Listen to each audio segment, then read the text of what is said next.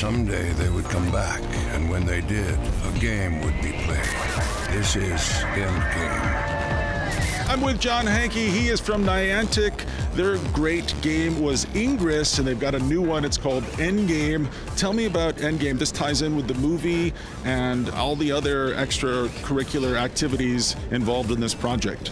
With Ingress, we were trying to invent a new kind of game that took you outside and took you to interesting places in order to play. And with Endgame, we're taking everything we've learned from Ingress and putting it into this new project. It's based on this really awesome IP that James and company developed. Great book, it's really rich and deep, and we're basically extending that game world out. In some ways similar to what we did with Ingress, there's an ARG component to it, ancientsocieties.com. So there's story, there's YouTube video, there's a lot of depth there. You're gonna see an experience that's a little more tightly coupled between the ARG and story on the web and the mobile game. That's one of the learnings from Ingress, is how to kind of weave those things together better. So we're approaching that from the beginning with the goal of really aligning the two.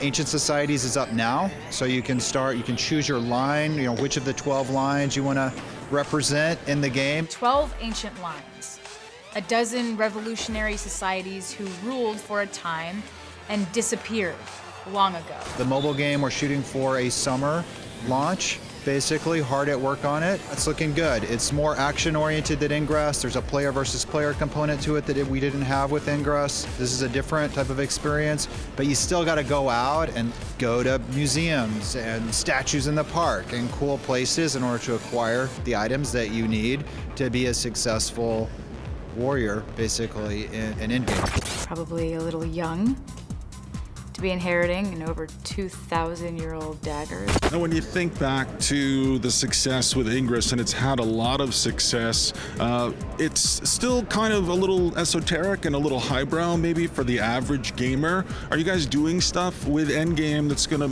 maybe connect with hardcore gamers in a more tangible way? Well, a couple of things. I mean, with Ingress, we built our own IP from scratch with a sci-fi theme, and I think it's an awesome world. But with Endgame, we're building on this IP that James built up with this novel. So, I mean, I think that alone kind of makes it a more accessible experience.